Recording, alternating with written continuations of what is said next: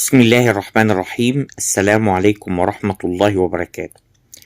تعالوا نشوف التعريفات الأمريكية الجديدة، وهل دي هتأثر على مصر أو الشرق الأوسط عموما وعلى الصناعة المصرية ولا مش هتأثر. يوم 2/4/2025 القادم الولايات المتحدة الأمريكية هتبتدي تطبق تعريفات جمركية على كل من الصين وكندا والمكسيك. الثلاث دول خاصة الصين هتطبق 25%، خاصة منتجات الحديد والصلب. فهل التعريفات دي كلها هتأثر على مصر؟ الحقيقة مش هتأثر لا على الصادر ولا على الوارد، مفيش تأثير أبدا على الصادر ولا على الواردات. لكن الخبراء الاقتصاديين قالوا إن ديت ممكن تأثر، لأن العالم كله عبارة عن انعكاس زي المراية بالظبط. ممكن يأثر على ضغط، يعمل فورس قوة أو ضغط على الجنيه المصري، يعمل زيادة في الديون، بعض السيولة أو بعض التدفقات الأجنبية أو العملات الأجنبية هتقل. 3 حاجات ممكن يتأثروا وناخد بالنا منها الفترة الجاية.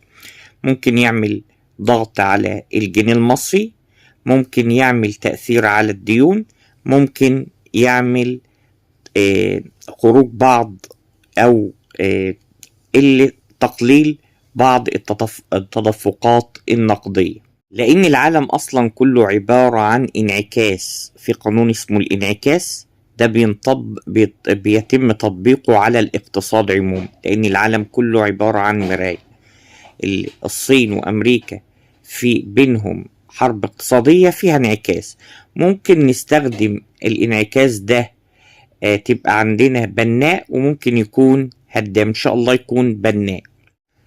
طبعا الحاجات اللي هنستوردها من أمريكا الأسعار بتاعتها هترتفع، خاصة الحاجات اللي هي مصنوعة من الستيل ومن الألمنيوم.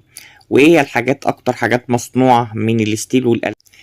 السيارات، قطع السيارات والمراوح، خاصة اللي هي السبير بارتس أو قطع الغيار. قطع الغيار اللي هي بتستورد من أمريكا الفترة الجاية إذا القرار ده فعلا تم تطبيقه هترتفع.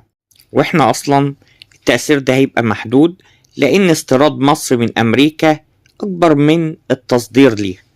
احنا بنستورد من امريكا اكبر ما بنصدر ليه، فالقرارات دي اصلا هتبقى محدودة، وممكن هتكون مكسب لينا بجذب الاستثمارات الصينية، بالاضافة اللي احنا ممكن نصدر لامريكا بكميات كبيرة بعض المنتجات. فعلى العموم كله ان هذا القرار مش هيأثر قوي علينا، خاصة الصادرات والواردات، لكن هو ممكن يأثر على، يعمل ضغط شوية على الجنيه المصري، ويعمل بيقلل شوية من التدفقات النقدية، خاصة ان الدولار، لان ممكن يحدث طلب على الدولار كتير جدا، نتيجة اللي بعض الدول هتخفض العملة بتاعتها. لان احنا زي ما قلنا العالم كله مثل ايه بالظبط، زي المراية بيحكموا قانون